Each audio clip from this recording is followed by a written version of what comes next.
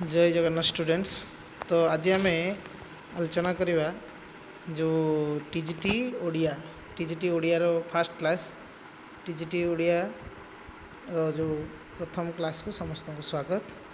तेणु आज प्रथम आगे आलोचना आम करवा जो टीजीटी ओडिया रो सिलेबस बाबद में। ठीक अच्छे।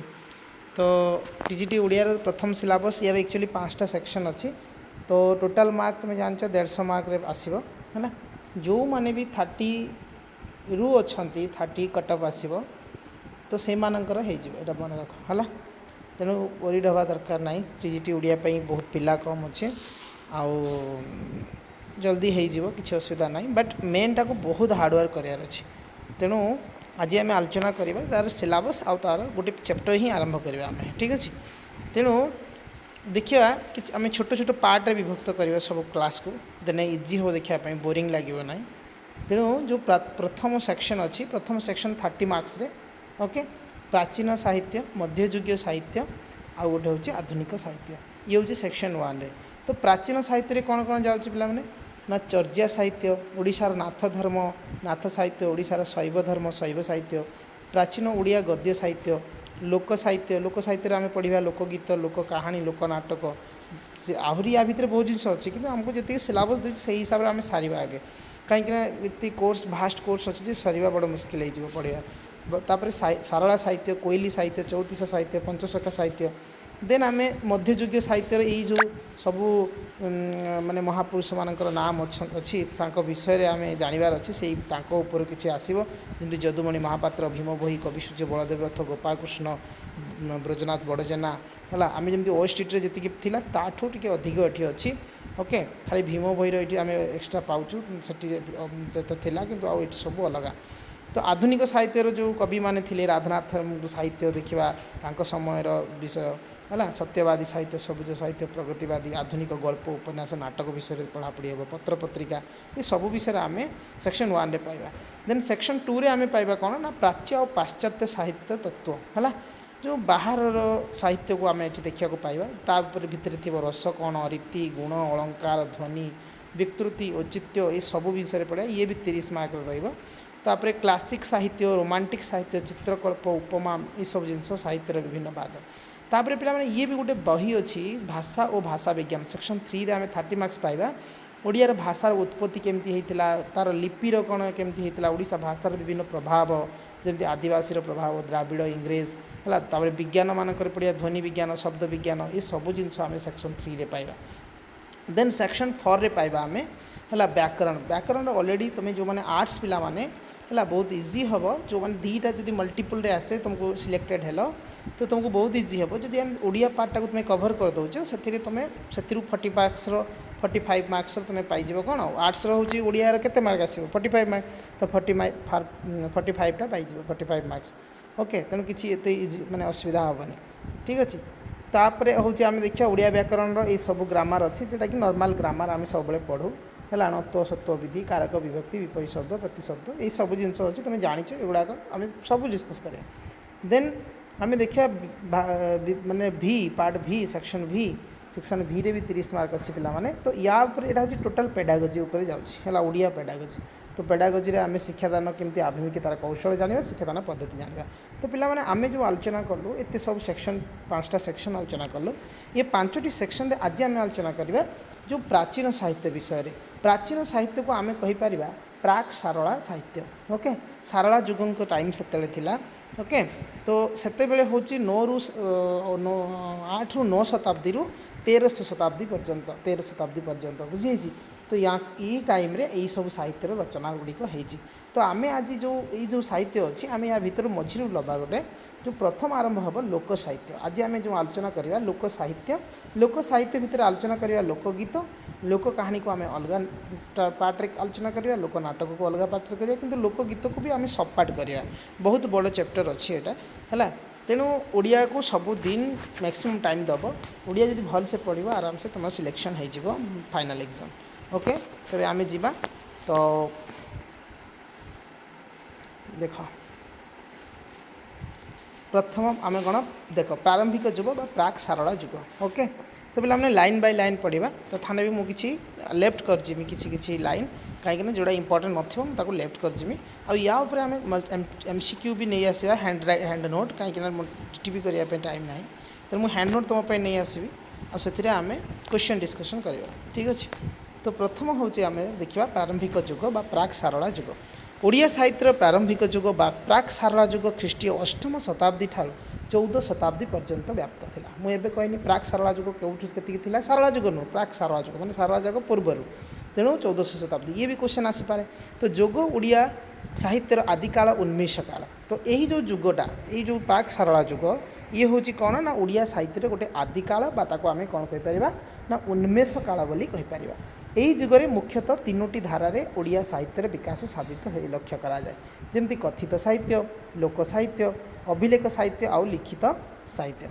तेरे आज आम आलोचना करवा जो लोक साहित्य मुझे कही ना जो आम आज आलोचना कर लोक साहित्य ताको आम कथित साहित्य बोली कहूँ। जदि क्वेश्चन आसे लोक साहित्य को अन्य अर्थ कौन कहूँ ना कथित साहित्य। तो ओडिया भाषा रे विधिबद्ध साहित्य लिखित होगा बहु पूर्वर आगे बहुत कौन ढग ढमाली है नीति वचन कांदणा कृषक गीत दोली गीत ये सबू जिनस आम प्रचलित होता बुझे से आम लोक साहित्य भाव में ग्रहण करुँ कथित साहित्य। पिला माने लोक साहित्य कहले आम साधारणतः बुझुचु कौन लोक मान निःसृत लोक मान पाखर जो जहाँ भी आसूची जो शिक्षा जो कला जो संस्कृति जो गीत जो नाटक ये सब विषय आम रोचु लोक साहित्य भितर। तो लोक शब्दर अर्थ हूँ व्यापक बहुत बड़ व्यापक तेणु यार साधारण जनसमाज को हो पारे पुनश्च यह समग्र भुवन को बुझाए। जनसमाज कहले पल्ली ग्राम जनता को बुझाए ना नगरवासी जनता को बुझाए प्रथम ग्राम परे नगर नुह ना नुह पिला माने। तो प्रथम आम गाँव में बास करुँ न आज आम तुम देख आज तुम चाकरी पाइब जॉब कर तो जॉब कला माने तुम आज गाँव में रोथुब बहुत पिला माने आम बिलंग्स कर समय क्रमे आम जॉब है आजिकल जो सभ्य समाज रे है आम समस्ते सहराभिमुखी हो समस्ते चाहूँ आम पिला को बड़ मनीष करने बहुत सहर रे आम पिला मानक पाठ पढ़ाऊँ किंतु आमे हूँ से गाँव में पाठ पढ़ी मनीष हो आज भी से चाकरी लगिचु किंतु आम आम चिंताधारा देख समस्ते आम सहराभिमुखी हो खाली समस्त कथा मुझे कहूँ ओके 90% तो सेहा कर। तेणु लोक साहित्य बा कथित साहित्यर अंकुरोद्गम तेणु ग्राम बा पल्ली रही सबू जिनस गाँव ही गढ़ी उठी आगे गाँ तापर हूँ सहर है। तेणु लोक साहित्य को आम पल्ली साहित्य बा ग्राम्य साहित्य बोली भी मुझे कहीपर बुझे ना ना। तेणु भारतीय संस्कृति गठित होइछि वैदिक संस्कृति लोक संस्कृति सम्मिश्रण में वैदिक संस्कृति लोक संस्कृति है उपरस्तर अल्प संख्यक विद्वान मध्य सीमित मात्र लोक संस्कृतिर परिसर व्यापक अति व्यापक लोक साहित्य लोक संस्कृतिर अंश विशेष यह समग्र जनसमाजर साहित्य। तेणु लोकरत्न डॉक्टर कुंज बिहारी दास लोक साहित्य संज्ञा निर्णय करी जो साहित्य को महान विद्वान ठारू गंडमूर्ख पर्यंत समस्ते बुझीपारती ताहाको लोक साहित्य कहती बहुत सुंदर भाव में डेफिनेशन देती है। तमें आम समस्ते माने आंचलिक साहित्य आम कहीपर है गाँव साहित्य। तेणु ओडिया लोकगीत ये सब आम देखा लोकगीतर अन्यतम सफल संग्राहक श्रीयुक्त चक्रधर आउगुड़ा किसी दरकार ना पिला माने। तेणु ये आम आलोचना करवा कौन व्यक्ति द्वारा क्यों अज्ञात कोण सृष्टि लाभ करी तार विचक्षण महक जनसमाजर कोणे कोणे प्रचारित हो सार्वजन्य हो पारे से मानक ग्राम्य गीति बोली अभिहित करवा सीमिजन ओडिया ग्राम्य गीति से आम पढ़ा पड़े। तेणु साधारण साहित्य को आम विभिन्न भाग में कहीपर गोटे हूँ कौन कहीपर ना श्रेष्ठ साहित्य कहीपर आउ गोटे हूँ आम विदग्ध साहित्य बोली कहीपर श्रेष्ठ बा विदग्ध है यहाँ गोटे जिनस श्रेष्ठ बा विदग्ध कहीपर आउ गोटे हूँ लोक साहित्य बा लघु साहित्य भाव में दुई भाग में विभक्त करूँ बुझी होना पे। तेणु साहित्य को आम केते भाग में विभक्त करवा आम साधारणतः जो लोक साहित्य को आम साधारणतः श्रेष्ठ बा विदग्ध साहित्य आ लोक साहित्य बा लघु साहित्य बोली आम दुई भाग में विभक्त करवा।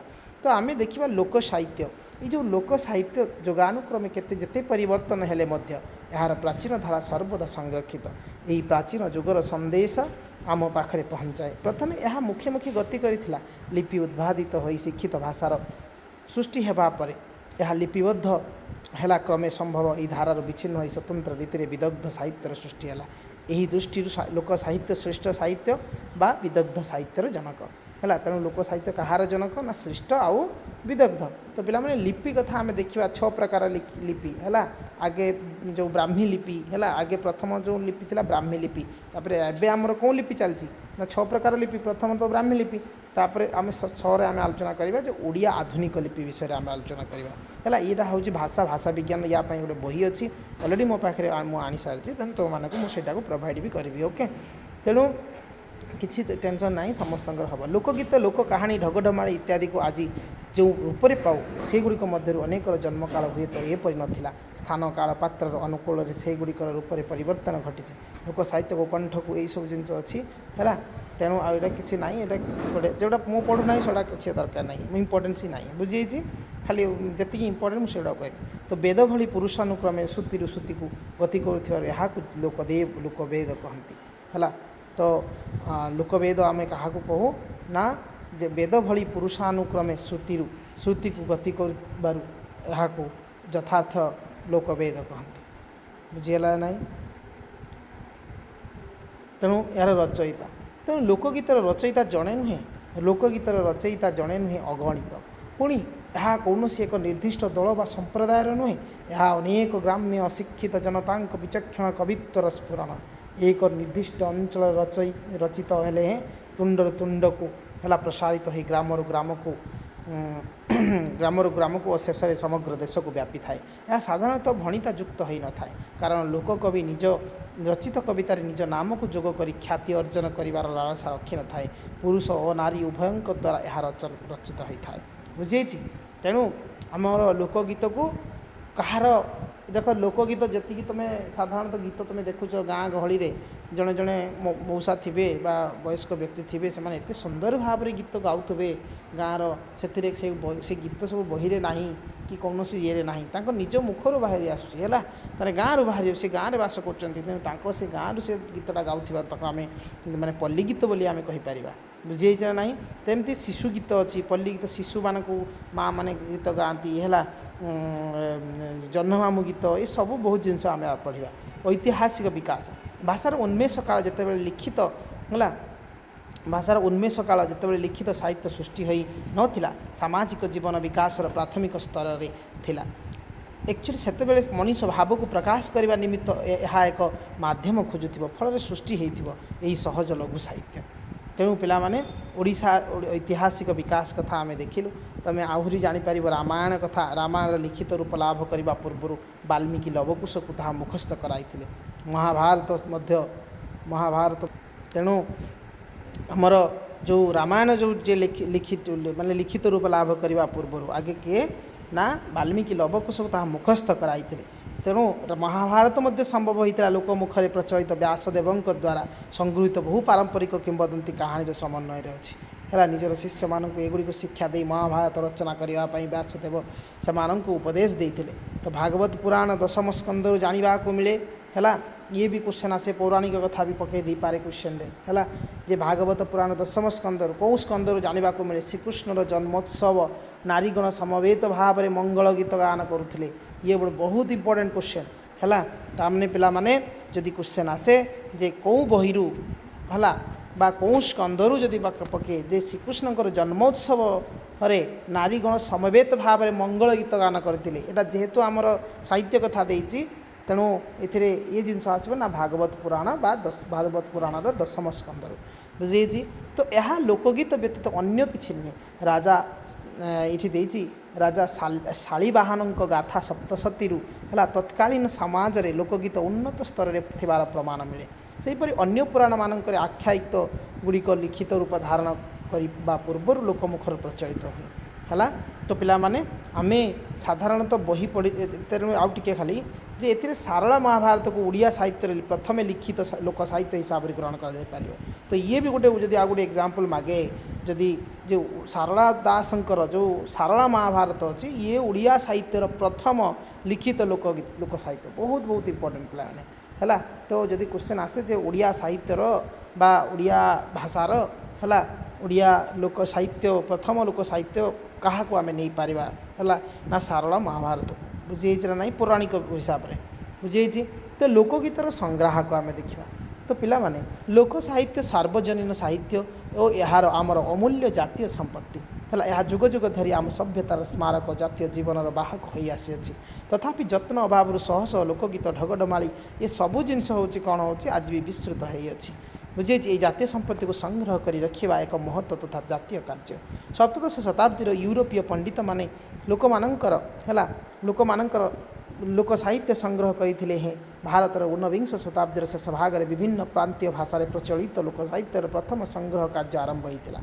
पिलामाने ओडिया लोक साहित्यर प्रथम संकलन कार्य 1876 ख्रीष्टाब्द आरंभ है श्री कपिलेश्वर विद्याभूषण नंद शर्मा द्वारा। बुझीगला ताने आमे देखिलु कौन ना यही जो ओडिया लोक साहित्यर प्रथम संकलन कार्य यहाँ गोटे इंपोर्टेंट मन रखुव 1876 मसीहा आरंभ है क्या द्वारा ना श्री कपिलेश्वर विद्याभूषण नंद शर्मा द्वारा। से महाशय किसी ढग संग्रह करी तत्कालीन कमिशन रेभेन्सा साहेब को आनुकूल्य प्रकाश करते ढगमाला बहु से ढगमाला गोटे बही आ भितर विभिन्न ढग संग्रह करके रखिते।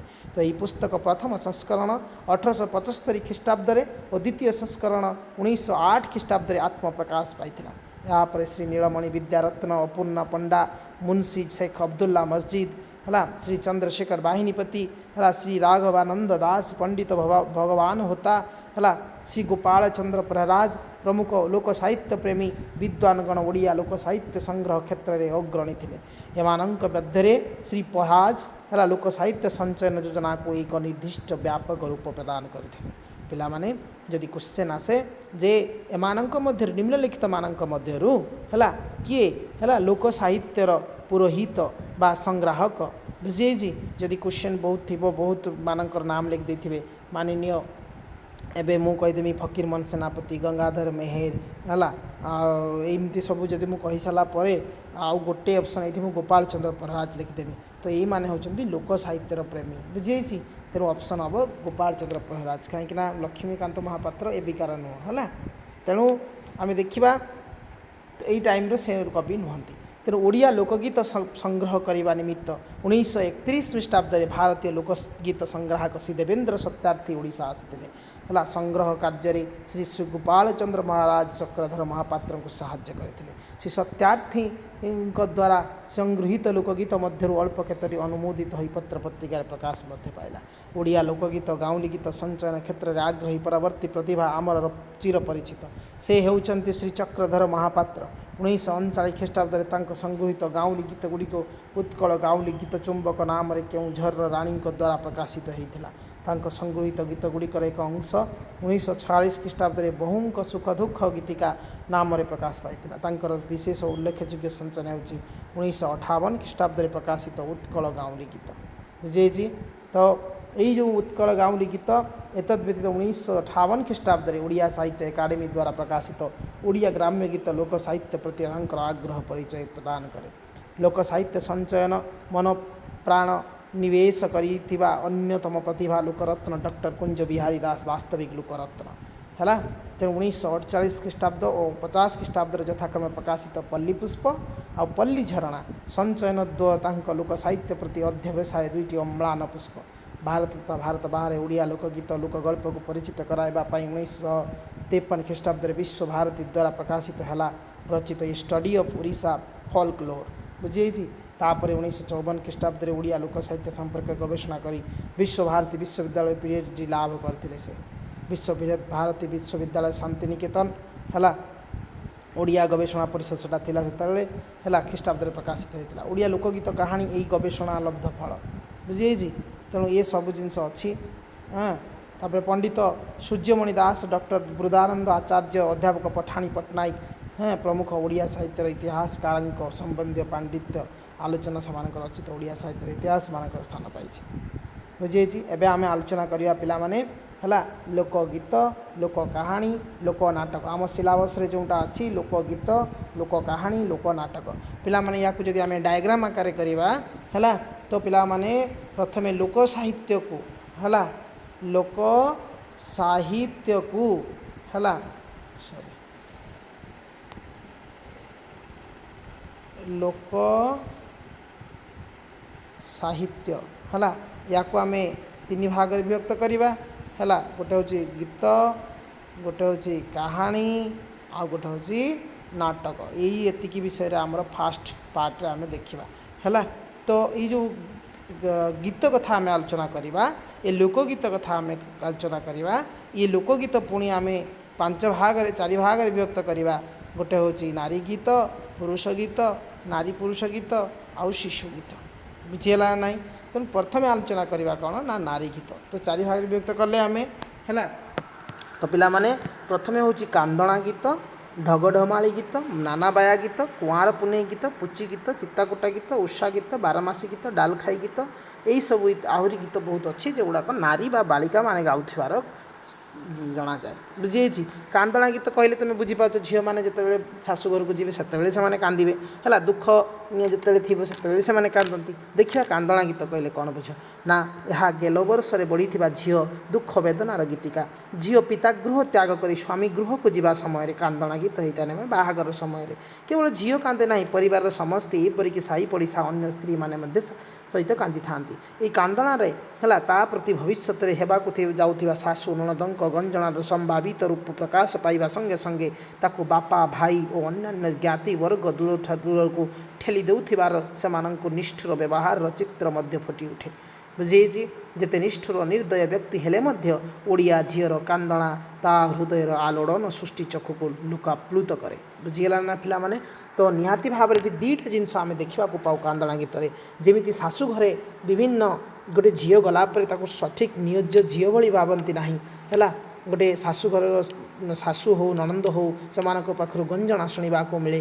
ठीक से हीपरी निज घर में निज जो जन्म नहीं सी ताकू एमती एत बयस बढ़ई कोड़े बड़ मनीष कलापर सी समाज ठू साई ठू परंपरा ठू जाति ठू परिवार ठू दूरी करदेवार गोटे ये देखा मिले निष्ठुर व्यवहार देखा मिले। बुझी ना?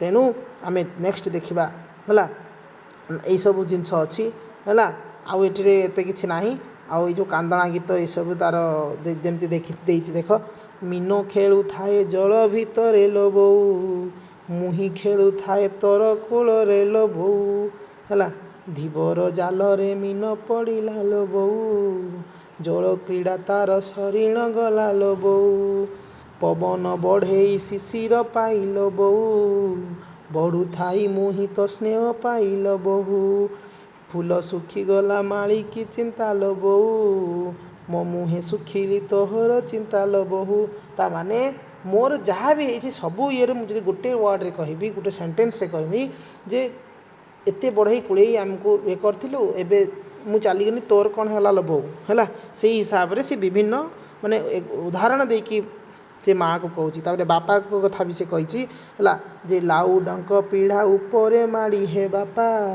केते निर्भय रे जाउछि माड़ी हे बापा लाउ डंक ठारू कोइली हीन हे बापा पर पीढ़ा रे मो जीव जीवन हे बापा भईच कंटारे माणिक फूल हे बापा एमती सबू अच्छी। ओके तापर आम देखा नाना बाया गीत पिलामाने नर्सरी गीत पिलामानंकु छोट पिलामानंकु शुणेबार गीत छोट पिलामानंकर मनोभुलाणिया गीत ये इंग्राजी ए प्रकार गीतर नाम नर्सरी राइम बोली कहती। पिलांकु शुआइबा हसाइबा कौतुक करवा अझट पिला को बुझाइबा शुआइबा समय माँ मैंने ये गीत आलोचना करती।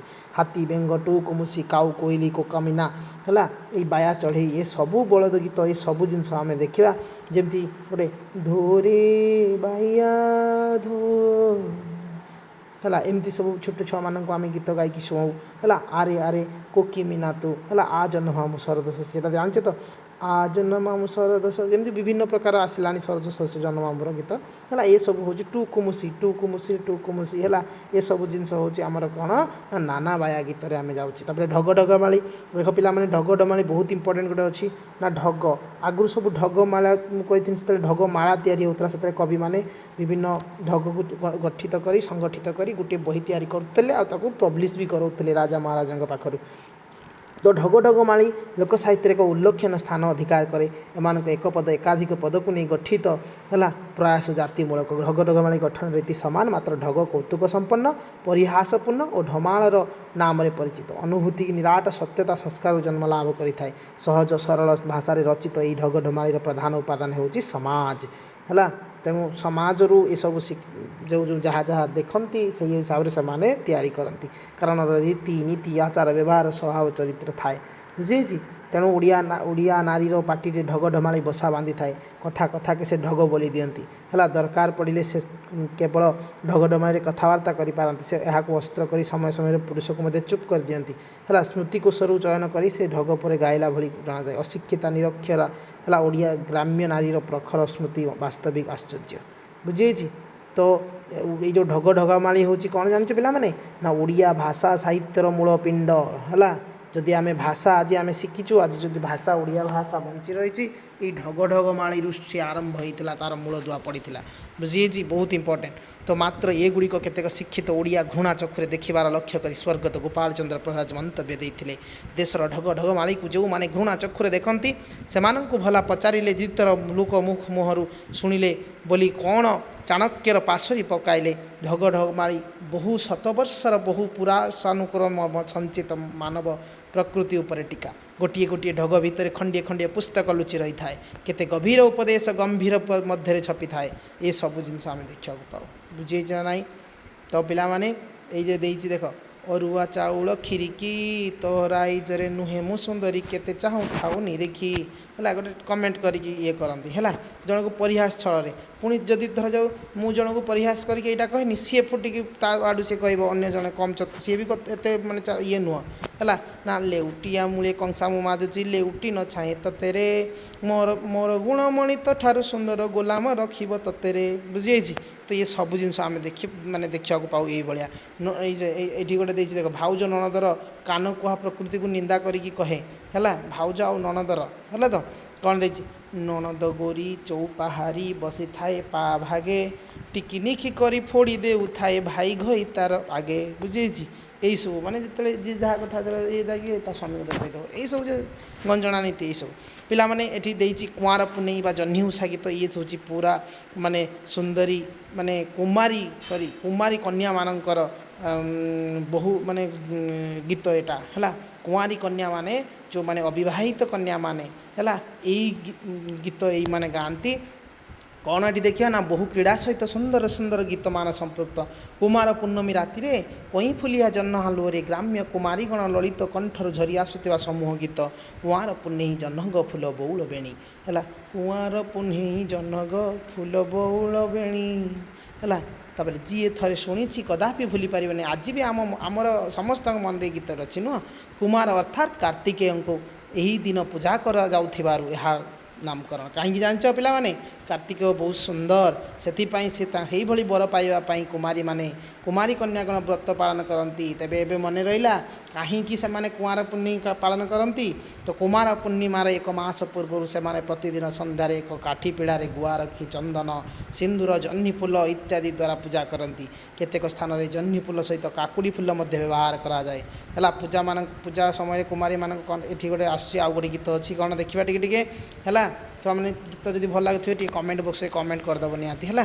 ତ ପିଲାମାନେ ଜହ୍ନି ଜହ୍ନି ଆଞ୍ଜୁଳି ନୀତି ପକାଏ 3 ଆଞ୍ଜୁଳି ଦୂଳିରେ ଯାଏ ଦୂଳିରେ ଆସେ ପଟା ପିଢ଼ା ଖଣ୍ଡ ମାଡ଼ି ବସେ ମା ବୋହୂ ମୋ କୋଡ଼ରେ ବସେ ନାତୁଣୀ ବୋହୂ ରାନ୍ଧି ପରସେ ହାଣ୍ଡି ପୋଛା ଭାତ ଦିଏ ହାଣ୍ଡି ପୋଛା ତିଅଣ ଦିଏ ଗୋବର କୁଡ଼ିଆ ଆଣ୍ଠୁକୁ ବହି ନେଇଗଲା ଗଣ୍ଠିକୁ। ଏମିତି ସବୁ ଅଛି। ହয়তো ମୋ ସ୍ୱର ଭଲ ଲାଗୁନି, ତେଣୁ ତୁମେ ଦେଖିବ ହେଲା। ନେକ୍ସଟ ରଜଦୋଳି। ରଜଦୋଳି ତୁମେ ଜାଣିଛ, ରଜ ପର୍ବ ଆମେ ପାଳନ କରୁ। ରଜରେ ଦୋଳି ଝୁଲୁ, ଆଉ ସେତେବେଳେ ଆମେ ସୁନ୍ଦର ଭାବରେ ମଜା କରୁ, ଗୀତ ଗାଉ।